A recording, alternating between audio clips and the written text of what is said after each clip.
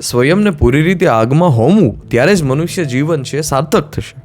આપણે બધા જ લોકો સુપર કન્ડિશન, બધા જ લોકો પીપલ છીએ, બધા જ માણસો છીએ. જેવી રીતે એક રોબોટને જે કન્ડિશન કરવામાં આવે, એને જેટલી વાત શીખવાડવામાં આવે, રોબોટ એટલો જ વધારે કેફેબલ બની શકે. એવી જ રીતે એક મનુષ્યને જેટલી વસ્તુ શીખવાડવામાં આવે એટલો જ મનુષ્ય છે કેફેબલ બની શકે. બસ સિમ્પલ વાત છે. આપણે એક રોબોટ છીએ, આપણે બધા જ લોકોને વાત સમજવી જોશે. પરંતુ મનુષ્ય જીવનની ખાસિયત એ છે કે એ જીવનની સર્વોચ્ચ ઊંચાઈ સુધી છે પહોંચી શકે છે. આપણે બધા જ લોકો એવી રીતે કન્ડિશનિંગ હોઈએ છીએ કે આપણે બધા જ લોકો સ્વયં છે એના સિવાય આપણે કંઈ વિચારી જ નથી શકતા. કેવી રીતે લોકો પાસેથી લેવું એના સિવાય બીજી વસ્તુ છે આપણે શીખી જ નથી શકતા. આપણે બધા જ લોકોને સમજવું જોશે કે જીવન આ છે જ નહીં અને જીવનના ઉદ્દેશ્ય પણ નથી. બધા જ લોકો જીવનને જીવીએ જ છીએ, પણ બધા જ લોકો મરેલા છે, મૃત સમાન છે. ઘાટે પાણી સબ ભરે, અબ ઘટ ભરે ન કોઈ, જો ઘટ ઘાટ કબીર કા, ભરે સો નિર્મલ હોય. આપણે બધા જ લોકોના જીવનમાં જે આપણે કાદવમાં પડેલા છીએ, મનુષ્ય જન્મ એક જ એવો જન્મ છે કે આ કાદવમાંથી કમળ બનવાની છે કળા છે, કાદવમાંથી કમળ બનવાની છે સંભાવના છે. પરંતુ સંભાવના ત્યારે જ છે કે જ્યારે તમે પોતાની જાતને સ્વયંને ઠોકર મારીને છે લોક કલ્યાણ માટે છે જીવનમાં નીકળો. જીવન એક એવો પ્રવાહ છે જેમાં સ્ટોપ નામનો કોઈ શબ્દ નથી. જીવન એક એવો પ્રવાહ છે જેમાં રીકેપ ને રિન્યુ ને જેવા કંઈ શબ્દ જ નથી. મનુષ્ય જન્મ એકો જ એવો જન્મ છે કે તેમાં તમે જીવનની સર્વોચ્ચ સ્થિતિ અને સર્વોચ્ચ ઊંચાઈ સુધી પહોંચી શકો છો. તમે આસપાસ જોઈ લો, તમારી આસપાસ જેટલા પણ પ્રાણી છે, એટલા કોઈ પ્રાણી છે જીવનની ઊંચાઈ સુધી પહોંચી નથી શકતા. પરંતુ મનુષ્ય એક એવું છે કે જે જીવનની સર્વોચ્ચ ઊંચાઈ સુધી પહોંચી શકે છે. પરંતુ આપણે બધા જ લોકો બંધાયેલા છીએ. આપણે બધા જ લોકો નાના નાના સપના છે, નાના નાના આપણા વિચાર છે, નાના નાના આપણા ખ્યાલ છે, સ્વયં માટે, સ્વાર્થ માટે. એ બધા જ બંધનમાં આપણે બધા જ લોકો બંધાયેલા છીએ. એક વાત જીવનની હંમેશા સમજી લેજો કે તમારી આસપાસની હસ્તી છે એ તમારા વિસ્તારથી અને તમારા વિચારથી છે અલગ ના હોઈ શકે. તમારી આસપાસના લોકો તમારી હસ્તીથી અલગ ના હોઈ શકે.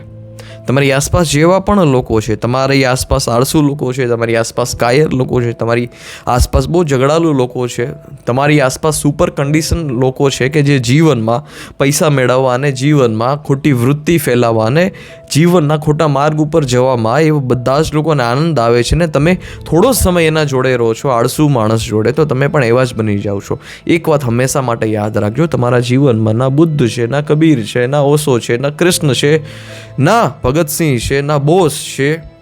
આવા અનેક મહાપુરુષના નામ લઈ શકાય. જો આવા અનેક મહાપુરુષો તમારા જીવનમાં નથી તો તમારા જીવનની વોર્નિંગનો સમય આવી ગયો છે. જાગ્યા ત્યાંથી સવાર, જ્યારથી જીવનની ખબર પડે ત્યાં સુધી સત્યના રસ્તે નીકળી જવું. સત્ય છે એ જ પરમ તત્વ છે અને સત્ય છે એ જ જ્ઞાન છે. એનાથી વધારે જીવનમાં કશું છે જ નહીં. તમે તમારી ઉપર તમે કોઈ પણ વસ્તુ મેળવવા માગતા હોય, તમે ક્યાં સુધી પ્રયાસ કરશો? કેમ કે આ બધી જ વસ્તુ છે તમને સેટિસ્ફેક્શન આપી શકે એમ છે નહીં, કેફેબલ છે નહીં. તમારી આસપાસના લોકો જીવનની નીચલીથી નીચલી કક્ષાના હશે તો તમે પણ એવા જ હશો. ભલે હવે પ્રશ્ન એ આવે કે ભગતસિંહ, બોસ, આવા બધા જ લોકો ફિઝિકલ રૂપે મોજૂદ નથી આપણી પાસે, પરંતુ એ લોકોના જે વિચાર છે, વિચાર ક્યારેય મૃત્યુ પામતા નથી. તમે એક ઝરણાની સામે બેઠા હોય, ઝરણાને તમે જોતા હોય, ઝરણામાં જેવી રીતે પાણી ફોર્સથી જતું હોય, એક વખત ઝરણાનું પાણી વયું ગયું. તમે એક આંખની પલક ઝબકાવો, તમે એક પાંપણ હલાવો, તમે જે પાણી જોયું હતું એ પાણીને ના તો તમે જોઈ શકો, ના તો એ પાણીને ફરી તમે રોકી શકો. બસ આવી જ રીતે જીવન છે. જેવી રીતે તમારો એક શ્વાસ એક વખત લેવાઈ ગયો, જેવી રીતે તમે એક ઉંમર પસાર કરી લીધી, ફરી પાછા એ ઉંમરમાં તો ના તમે જઈ શકો છો, ના ફરી તમે એ શ્વાસને લઈ શકો છો.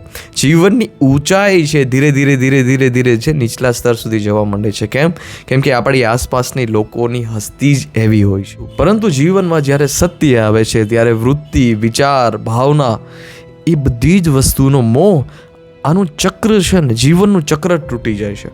પરંતુ એક સ્તરે પહોંચ્યા પછી જ્યારે સત્યને તમે સ્વીકાર કરો ને પછી જીવનના એ સ્થાન સુધી તમે પહોંચી જાઓ છો કે જ્યાં એક સત્યના માર્ગ ઉપર તમારી ગતિને રોકવી છે અસંભવ બની જાય છે. કોઈ ભગતસિંહને કહે કે નહીં તારાથી ના થઈ શકે, ભગતસિંહ આ વાતને બિલીવ ના કરે. કોઈ બોસને એમ કહે કે નહીં તમે દેશ માટે લડી ના શકો, તમે સક્ષમ નથી, એ ના થઈ શકે. તમે કોઈ બુદ્ધને કહે કે તમે પ્રવચન ના કરો, લોકોનું કલ્યાણ થવું હોય તો થશે, પરંતુ બુદ્ધ ના કરી શકે. બુદ્ધ પ્રવચન જ કરે.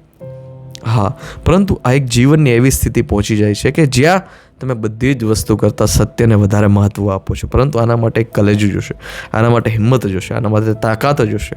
અને આવી બધી જ વસ્તુ વિકસાવવા માટે સૌથી પહેલાં આસપાસનો વિસ્તાર છે, આસપાસની જે હસ્તી છે એને બદલાવી જોશે. તમે આળસુ છો તો મતલબ એ જ છે કે તમારી આસપાસના લોકો છે આળસુ જ છે. એનાથી તમારી અંદર જે છે ને એનાથી અલગ તમારી હસ્તી ના હોઈ શકે. પછી એક સત્ય, પછી એક આત્મજ્ઞાન, પછી જીવનની એ સ્થિતિ આવે છે કે જ્યાં મનુષ્યને રોકવું અસંભવ બની જાય છે, પરંતુ મનુષ્ય ત્યારે પોતે આગમાં હોમાઈને, ભલે એ પછી ગરમી થતી હોય, એ પછી આંસુ પડતા હોય, ભલે લોહીના આંસુ હોય, પરંતુ મનુષ્ય સ્વયં પોતાની જાતને હોમીને છે એક સત્યના માર્ગ ઉપર નીકળે છે, હજારો કરોડો લોકોનું કલ્યાણ કરે છે. બસ એ જ જીવન છે. રાત ગવાઈ સોઈ કર, દિન ગવાયો ખાઈ, હીરા જન્મ અનમોલ થા, કોડી બદલે જાય. બસ આવું જીવન ના જીવીએ આપણે. ના નાના વિચારો, ના નાની વાત, ના નાના લોકો, આ વસ્તુથી આપણે દૂર રહીએ. સો મળતા રહીએ આવા વિડીયો સાથે. ધન્યવાદ. જય હિન્દ. વંદે માતરમ.